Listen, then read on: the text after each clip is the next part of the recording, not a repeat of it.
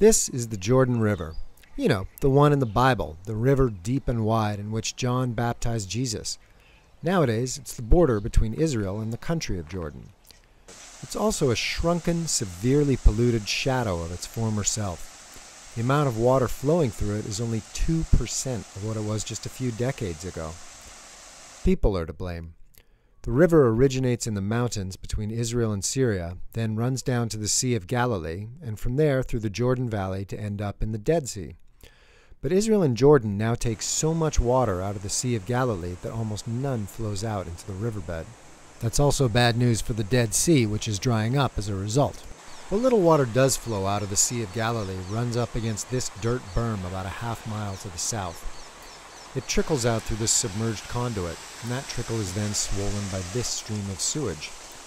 A whole mess flows away downstream where more sewage and agricultural runoff get dumped in. And there you have it, the sacred waters of the Jordan River. About 80 miles further south is the spot where Jesus was supposedly baptized.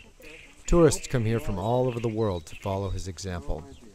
One of them is Kristen Londahl, a Bible studies teacher from Bronxville, New York.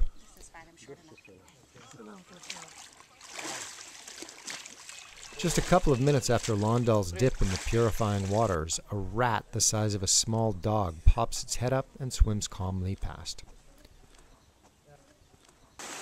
Israel and Jordan are aware of the problem. They're building wastewater treatment plants to capture and recycle some of the sewage before it hits the Jordan. That's progress, but here's the problem. If that sewage water isn't replaced with anything, the river could soon run completely dry. The only real solution is to stop taking so much of the Jordan's water out in the first place. But then what happens to the towns and farms that need that water?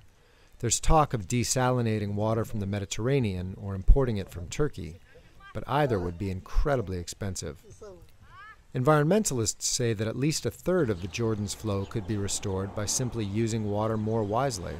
For starters, Jordan and Israel could quit subsidizing the farming of export crops like bananas and other water-intensive products that were never meant to grow in the desert. One way or another, the Jordan River needs rescuing.